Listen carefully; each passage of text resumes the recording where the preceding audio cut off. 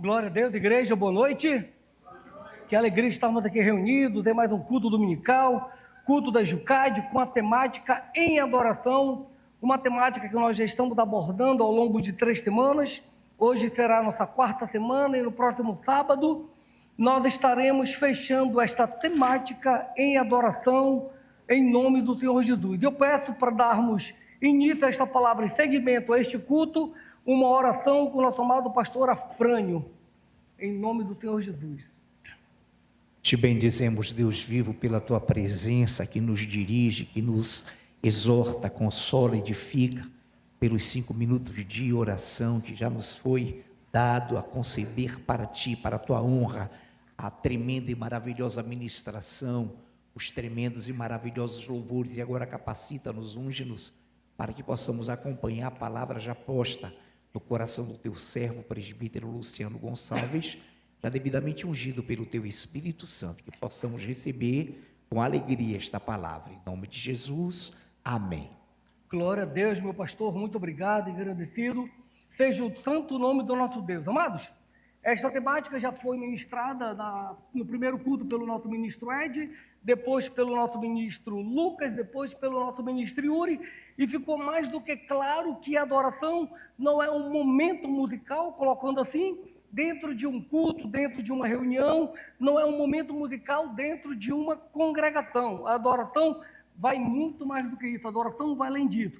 A adoração é um posicionamento espiritual, é quando o coração do homem se alinha com o coração de Deus, independente das circunstâncias, mesmo quando tudo parece contrário. Então isto é adoração, é um posicionamento espiritual quando o coração do homem se alinha com o coração de Deus, independente das circunstâncias, mesmo quando tudo parece contrário. Então nós entendemos que a adoração não é aquele momento que nós chegamos e tem um vídeo passando aqui. A adoração não é aquele momento, não é somente aquele momento do louvor, não é somente o momento da palavra, melhor colocando, mas a adoração é quando há esse alinhamento, é quando há este entranhamento, é quando há este entendimento entre o teu, o meu, o nosso coração e Deus, amados. Porque as pessoas chegam, por exemplo, para um culto, num momento de louvor e não estão alinhados com Deus. Eu não estou dizendo que é o caso da igreja, estou colocando exemplos para vocês entenderem.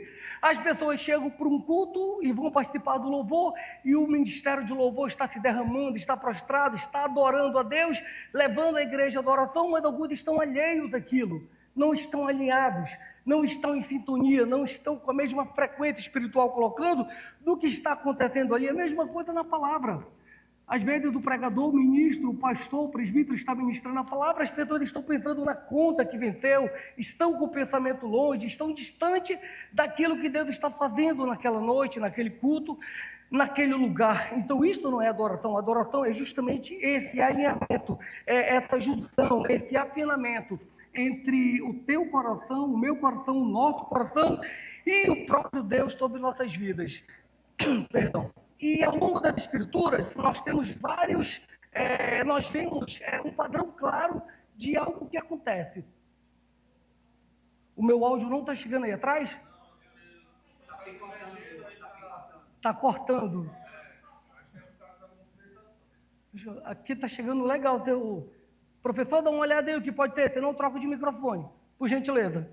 Porque se estiver cortando, eu troco, vocês me avisem, tá bom? Porque aqui para mim o retorno está legal, mas se estiver cortando aí, eu troco. Se tiver, me avisem, por favor, que eu troco sem problema. Então, ao longo das escrituras, nós vemos... Cortou não, né?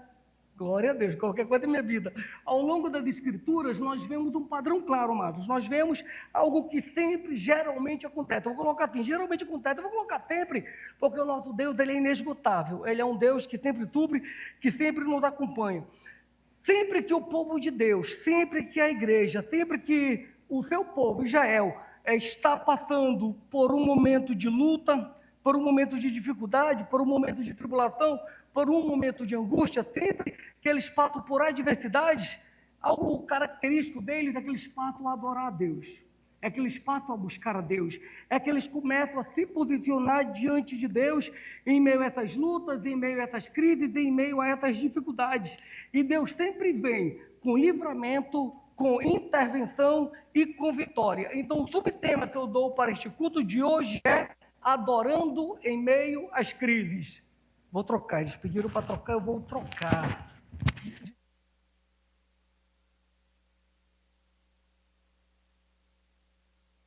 Glórias a Deus. Agora não vai cortar, não. Aí sim.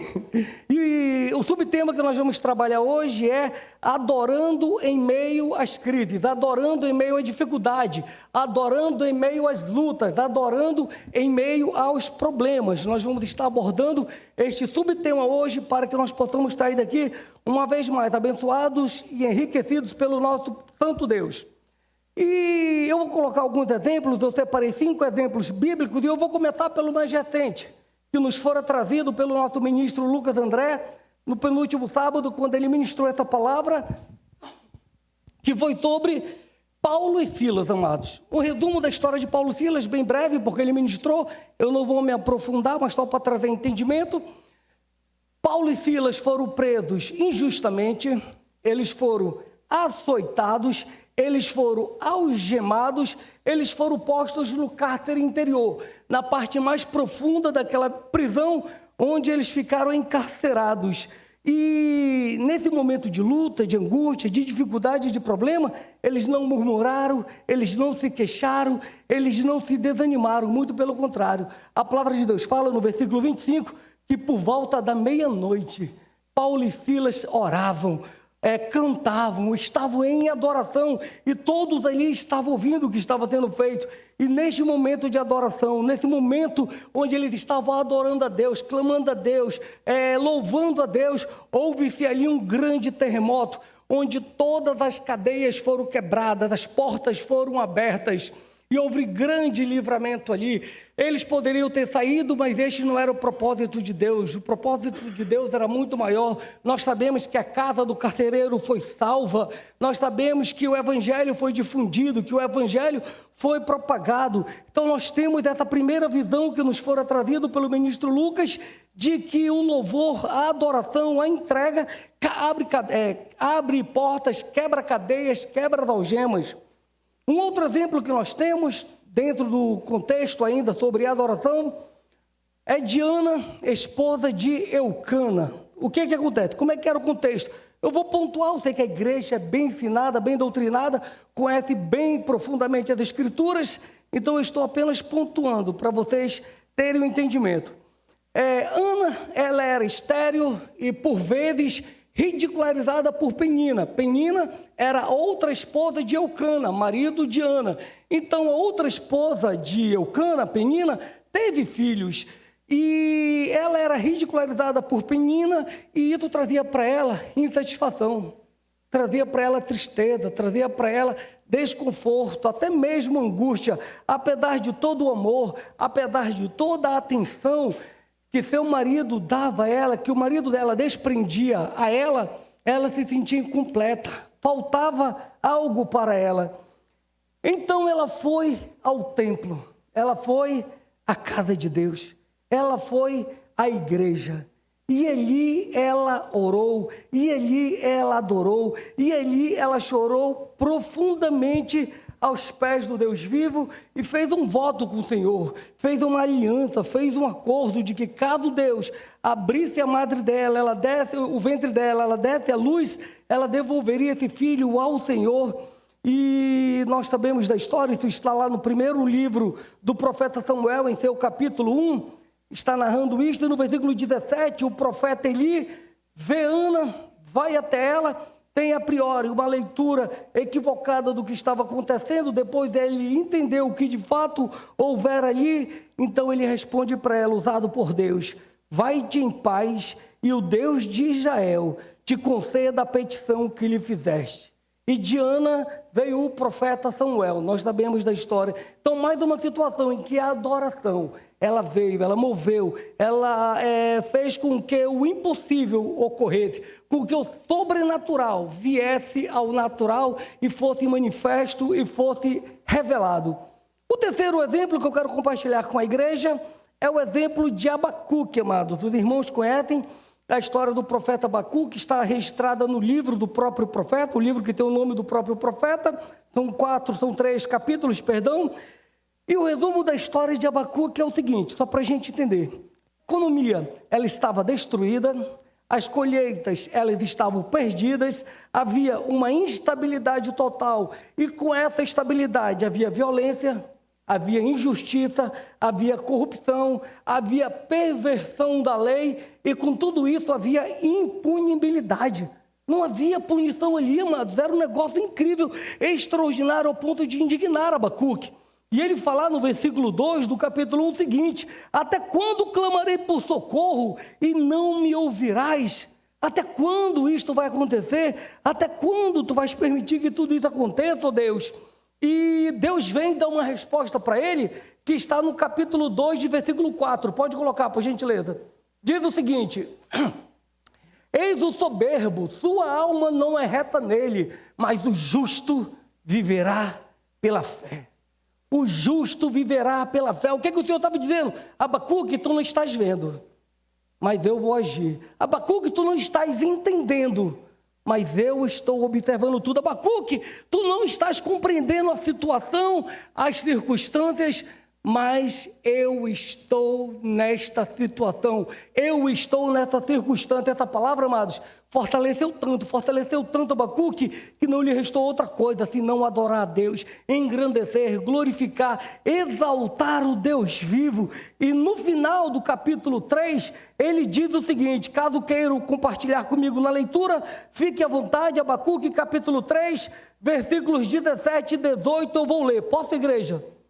Glória a Deus. Abacuque capítulo 3, versículo 17 e 18 diz o seguinte: ainda que a figueira não floresça, nem haja fruto da vide, e o produto da oliveira minta, os campos não produzam mantimentos, as ovelhas estejam arrebatadas do aprisco, e nos currais não haja gado, todavia eu me alegro no Senhor, exulto no Deus da minha salvação.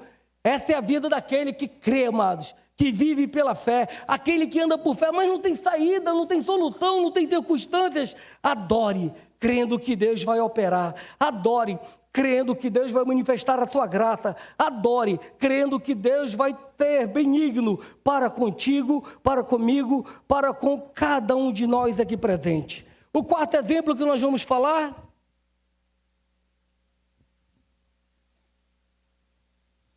Isso é só uma introdução, tá bom, amados? Glória a Deus. O quarto exemplo que nós vamos falar é o exemplo do rei Ezequias, rei de Israel, porção sul, capital Judá. O rei Ezequias, ele reinava sobre a porção sul, capital Judá, e essa história está registrada, relatada no segundo livro dos Reis, capítulo 18 e 19. Segue um pouquinho e ele também tem isso. Mas do que a história trata? O nosso pastor já pregou sobre isso inúmeras vezes. Eu quero relembrar alguns pontos para vocês. Rabsaque, escute só, Rabsaque, ele era servo e mensageiro do rei da Assíria. Não é Síria, é Assíria, Senaqueribe. E ele havia ido falar com Ezequias, com o rei Ezequias, se encontra com os mensageiros do rei Ezequias, passa as orientações de que era para Ezequias se render, como todos os demais povos fizeram, e que eles servissem ao rei da Síria. Aí Ezequias ouve isso, ele clama a Deus, Rabsaque volta até a Síria, o rei tinha saído em combate, mas já havia retornado. Rabsaque fala para o rei que Ezequias não iria fazer o que ele havia determinado. Então, Senaqueribe escreve uma carta. Fala bem assim: Rabsaque, leva isso aqui até ele lá. Mas não fala com os mensageiros dele não, entrega isso para ele. Para o rei Ezequias, eu quero que ele tenha conhecimento desta carta, do que eu estou mandando para ele.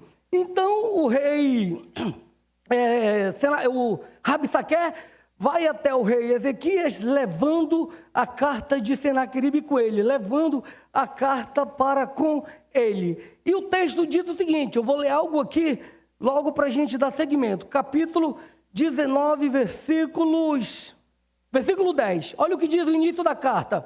O início da carta de Senaqueribe para o rei Ezequias.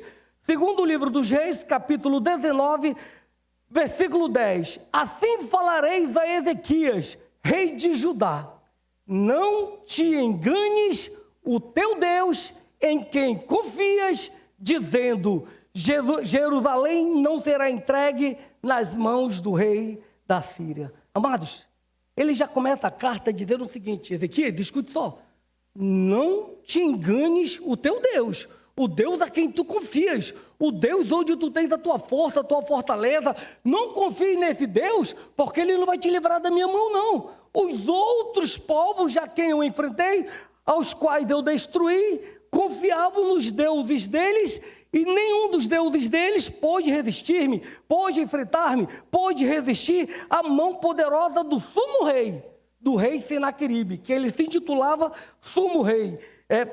Senaqueribe, sumo rei. E ele fala: o rei de Gozã não conseguiu resistir, o rei de Arã, o rei de Rezefe, de Éden, de Talassar, de Ramate, de Arpade, de Sefarvaim, de Rena, de Iva, nenhum dos deuses destes povos puderam resistir a minha tropa, ao meu poderio. Como é que tu podes dizer, achar, imaginar que tu podes se opor ou se sustentar em alguma coisa para tentar enfrentar-me, para tentar derrotar-me? E o versículo 14 ao 19 nós vamos dar uma lida, igreja. Olha o que diz o texto. Segundo livro dos Reis, capítulo 19, versículos do 14 ao 19. Tendo Ezequiel recebido a carta das mãos dos mensageiros, leu-a, então subiu à casa do Senhor e estendeu-a perante o Senhor. Amado, primeira coisa que ele fez, subiu à casa de Deus. Ele foi à casa de Deus, ele foi à igreja, ele foi à presença do Deus vivo. Primeira coisa que ele fez foi subir à casa do Senhor e colocar diante do Senhor a carta. E orou perante o Deus, dizendo: ó Senhor, Deus de Israel, que estás entronizado acima dos querubins, tu somente és o Deus de todos os reinos da terra. Tu fizeste os céus e a terra. Inclina, ó Senhor, o ouvido e ouve. Abre, Senhor, os olhos e vê. Ouve todas as palavras de Senaqueribe, as quais ele enviou para afrontar o Deus vivo. Verdade é, Senhor, que os reis da Síria assolaram todas as nações e suas terras e lançaram no fogo os deuses deles, porque deuses não eram senão obras de mãos de homens, madeira e pedra, por isso os destruíram. Agora, pois, ó Senhor nosso Deus, livra-nos das tuas mãos, para que todos os reinos da terra saibam que só tu és Senhor Deus, só tu és o Senhor Deus. Então ele levou isto, ele adorou, ele mostrou, ele se prostrou diante da presença de Deus e colocou diante de Deus a sua súplica, colocou diante de Deus a sua petição naquele momento de luta, naquele momento de crise, naquele momento de angústia, naquele momento de pavor. Ele não recuou, ele adorou, ele optou por adorar ao bom Deus. Versículos 32 e versículos 33, daí mesmo, o texto diz o seguinte: pelo que assim diz o Senhor acerca do rei da Síria. Isso é o profeta falando. Pelo que assim diz o Senhor acerca do rei da Síria: não entrará nesta cidade, nem lançará nela flecha alguma, não virá perante ela com escudo, nem há de levantar trinqueiras contra ela. Pelo caminho por onde vier, por esse voltará, mas nesta cidade não entrará, diz o Senhor. O Senhor falou que Senaqueribe não ia entrar em Judá, não ia entrar na terra do povo de Deus, não ia destruir a santa cidade. O Senhor havia declarado isso. E nós sabemos da história, o Senhor declarou isso e foi enviado o anjo do Senhor. Vou compartilhar com a igreja, versículo 35. Olha o que diz o versículo 35. Ministro Yuri, por gentileza, versículo 35.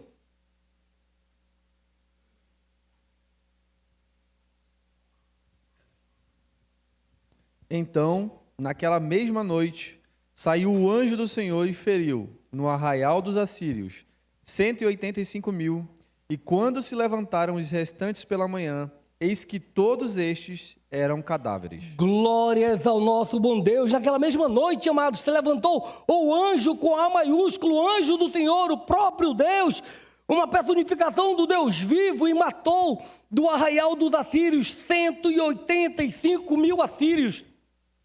Quando o restante dos assírios se levantaram pela manhã, que olharam para o lado, só cadáveres, e eles falaram: o que houve aqui, o que aconteceu? Morreram 185 mil dos nossos homens, vamos embora. Senaqueribe foi um dos primeiros, pegou o carro dele, a carruagem dele, e saiu, fugiu de lá, e se abrigou, vou colocar assim, para ficar claro, ele se refugiou em Nínive. Ele saiu e foi até Nínive, e falou: está vendo? Ele pensando consigo, eu sou, o Deus dele não pôde fazer nada comigo.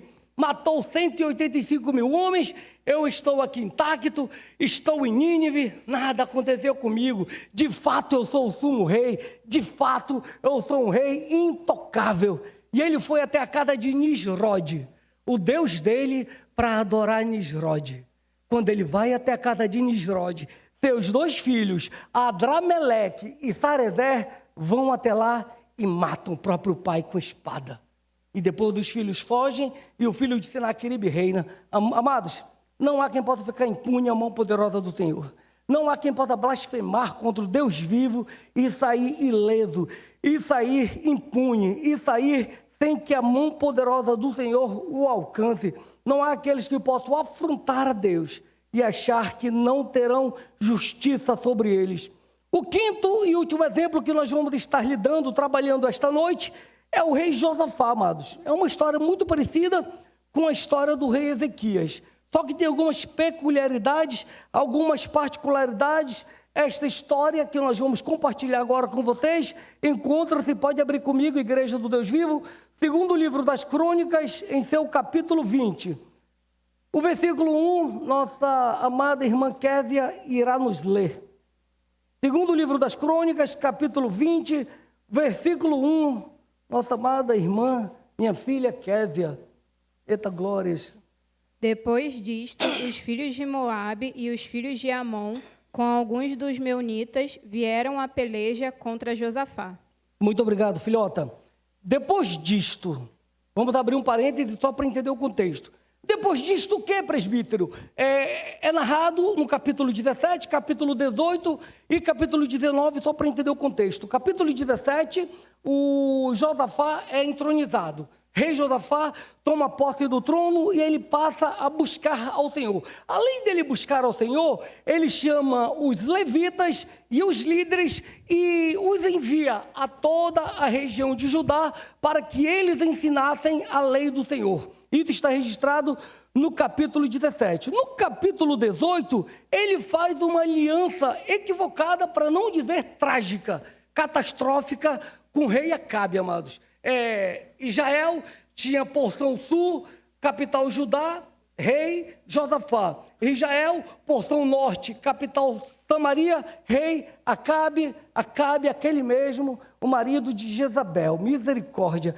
E o rei Josafá fez uma aliança com o rei Acabe, uma aliança desastrosa, que findou com a morte de Acabe. E no versículo 19, no capítulo 19, melhor colocando, Deus corrige a Josafá, o rei Josafá, e ele restaura a justiça em Israel. Josafá restaura a justiça em Israel. Então, depois destas coisas, vem o texto que a nossa amada Késia nos leu. Depois disto, que eu acabei de narrar para vocês, os filhos de Moabe, os filhos de Amon, com alguns dos meunitas, vieram à peleja contra Josafá. O que acontece? Os filhos de Moabe, os filhos de Amon e alguns dos meunitas vieram à peleja de Josafá. Os meunitas ficavam na região de Seir. Só para você entender, os filhos de Moabe eram os moabitas, os filhos de Amon eram os amonitas, tanto Moabe quanto Amon eram filhos de Ló. Ló, sim, sobrinho de Abraão, filhos de Ló. E Deus, por amor a Abraão, não permitiu que quando Israel estava em deslocamento para a terra prometida, eles destruíssem os moabitas e os amonitas. Eles pediram permissão: olha, nós queremos passar pela tua terra, se nós causarmos algum dano, algum mal, se o nosso animal beber água ou comer alguma coisa do pasto, nós vamos pagar vocês, permita que a gente passe por aqui.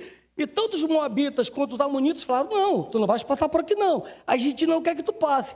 Então Josué fala, bem, já que eles não querem que a gente passe, vamos matá-los, vamos destruir os moabitas e os amonitas. E Deus fala, não, espera aí, eu prometi para Abraão que os moabitas e os amonitas não seriam punidos por vocês, serão punidos por mim, não por vocês.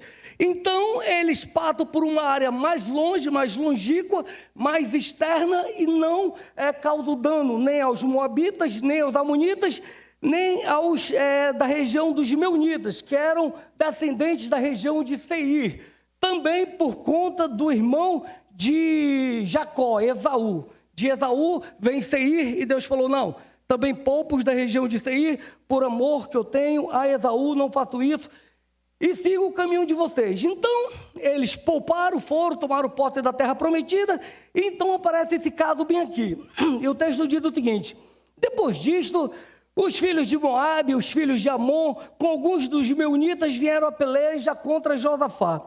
Então vieram alguns que avisaram a Josafá, dizendo, grande multidão vem contra ti, da além do mar e da Síria.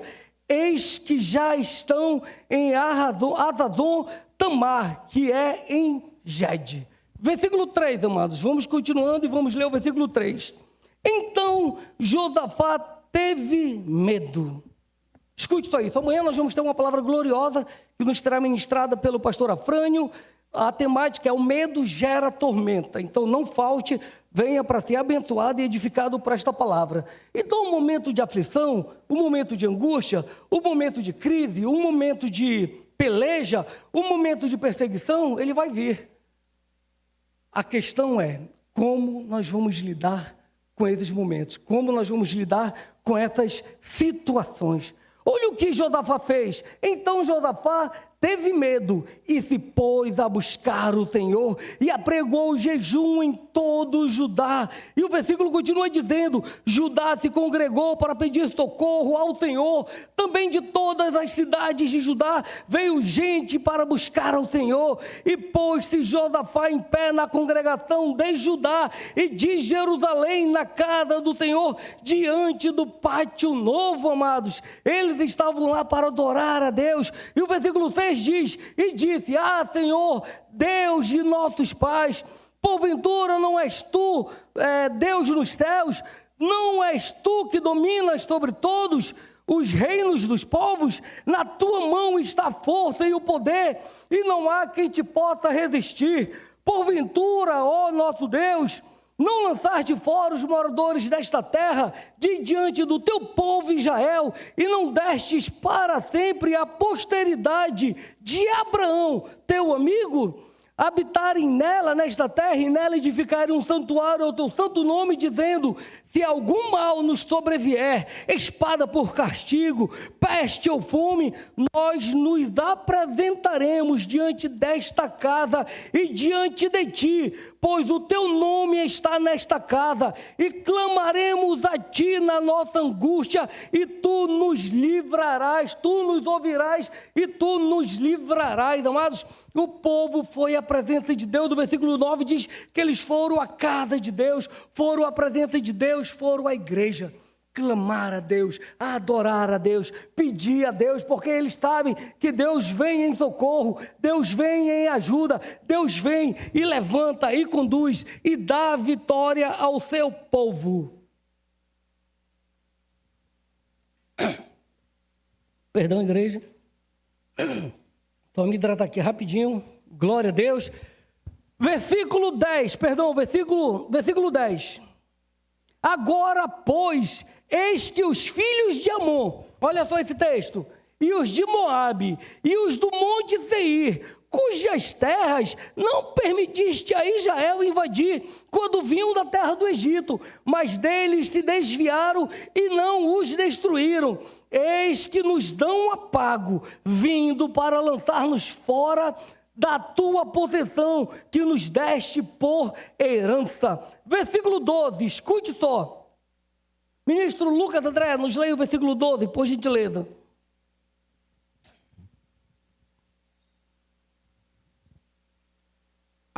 Nosso Deus, acaso não executarás tu o teu julgamento contra eles?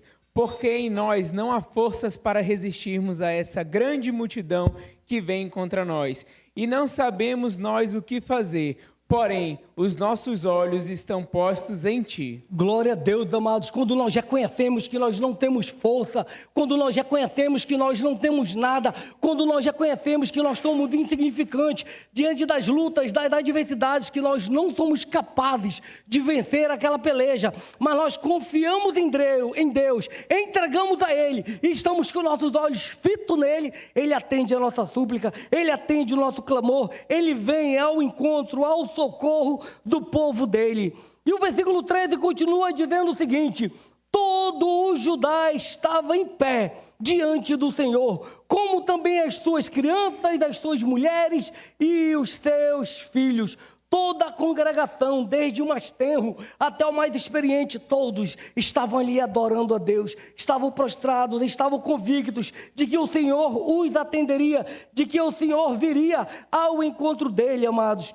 Você que é pai, você que é sacerdote, você que é sacerdotisa do seu lar, nós devemos envolver aqueles que estão conosco na mesma adoração, no mesmo sentimento, no mesmo espírito. Versículo 14: então veio o Espírito do Senhor no meio da congregação sobre Jaaziel, filho de Zacarias, filho de Benaia, filho de Jeiel, filho de Matanias, levita dos filhos de Asaf, e disse: dai ouvidos todo o Judá, e vós moradores de Jerusalém, e tu, ó rei Josafá, ao que vos diz o Senhor, não temais nem vos assusteis por causa desta grande multidão, pois a peleja não é vossa, mas é de Deus. A luta não é tua, igreja, a luta não é minha, igreja. Quando nós adoramos, a luta passa a ser de Deus. Quando nós estamos alinhados com o coração de Deus, aquele problema deixa de ser meu,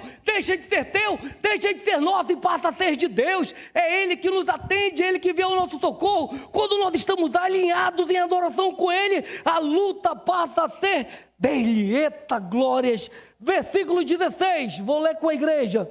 Amanhã descereis contra eles, eis que sobem pela ladeira de Ziz, encontrá-los-ei no fim do vale, defronte do deserto de Israel. Versículo 17, neste encontro não tereis de pelejar, tomai posição, ficai parados e vede o salvamento que o Senhor vos dará, ó Judá e Jerusalém. Não temais nem vos assusteis, amanhã saí-lhes ao encontro, porque o Senhor é convosco. Versículo 18, então Josafá se prostrou com o rosto em terra, e todo o Judá e os moradores de Jerusalém também se prostraram perante o Senhor e o adoraram, e adoraram ao Deus vivo. Eu vou pular o versículo 19 e vamos para o 20. O versículo 20 diz o seguinte: pela manhã cedo se levantaram e saíram ao deserto de Tecoa. Ao saírem ele, pôs-se Josafá em pé e disse: ouvi-me, ó Judá, e vós moradores de Jerusalém, crede no Senhor vosso Deus e estareis seguros. Crede nos teus profetas e prosperareis. Amados, nós temos que crer, amados, nós temos que tomar posse, nós temos que receber o que Ele tem dito, o que Ele tem declarado para cada um de nós. Versículo 21, o texto diz o seguinte: aconselhou-se com o povo e ordenou cantores para o Senhor, que vestidos de ornamentos sagrados e marchando à frente do exército, ordenou para que eles louvassem a Deus, dizendo, olha o que eles estavam dizendo: rendei graças ao Senhor, porque a sua misericórdia dura para sempre. Rendei graças ao Senhor, porque a sua misericórdia dura para sempre. Rendei graças ao Senhor, porque a sua misericórdia dura para sempre. E eles estavam ali em posição declarando: rendei graças ao Senhor, porque a sua misericórdia dura para sempre. E eles não saíam dali ali porque eles estavam declarando: rendei graças ao Senhor, porque a sua misericórdia dura para sempre. Enquanto eles declaravam: rendei graças ao Senhor, porque a sua misericórdia dura para sempre. Imagine a cena, eles estão declarando isso, estão em posição de combate, mas estão declarando isso: rendei graças ao Senhor, porque a sua misericórdia dura para sempre. Você sabe o que estava acontecendo lá no exército dos midianitas, dos amonitas, dos de Seir? Enquanto eles estavam aqui de um lado: rendei graças ao Senhor, porque a sua misericórdia dura para sempre. Ali onde estava aquele exército acampado, os moabitas e os amonitas começaram a matar os de Seir. Eles mataram todos os da casa, todos da região de Seir, todos os filhos de Seir, e eles continuaram: rendei graças ao Senhor, porque a sua misericórdia dura para sempre. E quando eles acabaram de matar o de Seir, os midianitas e os amonitas começaram a se matar, e morreram todos. Dessa vez não ficou ninguém, não voltou ninguém para contar a história. Quando eles chegaram no topo do vale, ali de cima, que eles olharam para baixo, nada mais tinha do que cadáveres, muitos cadáveres, e eles clamando: porque a tua misericórdia dura para sempre. Rendei graças ao Senhor, porque a tua misericórdia dura para sempre. Amados, foram 3 dias recolhendo despojos. Despojos era tudo que sobrou daquela guerra. Eles tinham muita coisa ali, tinham muito mantimento, tinham materiais de ouro, de prata, de bronze, tinha comida, tinha animais, tinham muitas coisas. E foram 3 dias recolhendo os despojos para levar para Jerusalém, para levar para Judá, para levar para esta região. Versículo 26, eu já peço que o Ministério de Louvor possa subir, enquanto nós lemos do versículo 26 e fazemos o encerramento deste culto. Quando os irmãos do louvor subirem, eu peço que permaneçam na mesma reverência que ora estávamos aí embaixo. Versículo 26, ao 4º dia, se ajuntaram no Vale da Bênção, onde louvaram o Senhor. Por isso chamaram aquele lugar de Vale da Bênção até ao dia de hoje. Amados, eles se reuniram ali, estavam ali adorando, estavam ali glorificando a Deus. Muitas pessoas clamam, oram, adoram, porque eles querem algo, querem buscar algo, querem receber algo. Mas quando alcançam, acaba a adoração. Eles aqui não cessaram de adorar. O nome daquele lugar chamou-se Vale da Bênção. Eles não cessaram de adorar, porque a obra de Deus em nossas vidas, ela é completa, ela é plena, ela é inesgotável. Aí eu finalizo dizendo para a igreja: adore com entendimento, com entrega, adore antes de ver, adore apesar de tudo, adore até quando o Senhor te responda, o céu te responda. E eu quero ler um texto para nós fecharmos, que encontra-se em Salmos de número 34. A igreja pode ficar de pé. Salmos de número 34, eu vou ler apenas os versículos do 1 ao 4. Após isso, pastor, vou pedir que o Senhor nos dirija em oração e o Ministério de Louvor pode dar seguimento. Glórias a Ti, ó Deus. Versículo 1 diz o seguinte: bendirei o Senhor em todo o tempo, o seu louvor estará sempre nos meus lábios. Gloriar-se-á no Senhor a minha alma, os humildes o ouvirão e se alegrarão. Engrandecei o Senhor comigo, e todos a uma lhe exultemos o nome. Busquei o Senhor, e Ele me acolheu, livrou de todos os meus temores. Aplauda o Rei, glórias a Ti, ó Deus. Te bendizemos e te glorificamos, Deus, por Tua palavra que nos foi exposta. Obrigado porque enquanto louvamos, enquanto louvarmos, enquanto no coração de toda a alma, com toda a força dizermos: porque a Tua misericórdia dura dura para sempre. Rendei graças ao Senhor, porque a sua misericórdia dura para sempre. Meunitas, amonitas e moabitas se desbaratavam e se confundiam e se autodestruíam, porque Deus disse que nessa batalha, Josafá, seu povo não teria que pelejar. Muito obrigado, Pai, pela tua palavra, e em ti confiamos, em nome de Jesus, amém. Aleluia. Louvado